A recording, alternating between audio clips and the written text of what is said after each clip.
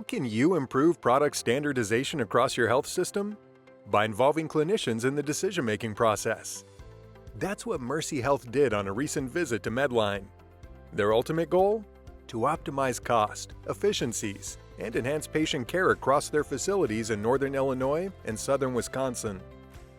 Having clinicians engaged in the decision-making process for product conversions is vital to the success of those conversions and clinical integration as a whole.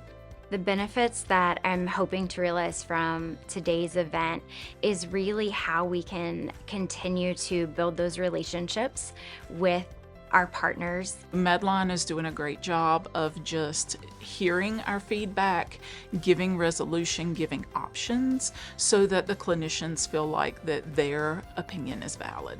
Representatives from our system today are our wound care nurses. We have some nursing directors, nursing leaders, and we even have our wound care nurse practitioner who is here, along with some of our procedural area representatives as well.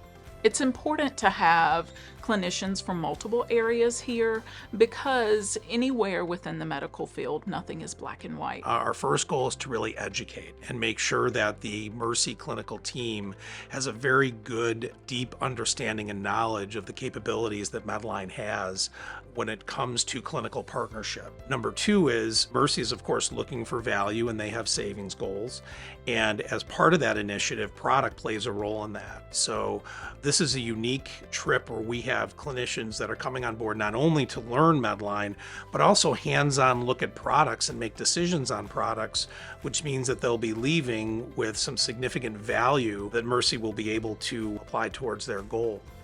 For more information on Medline's product, supply chain, and clinical solutions, visit medline.com.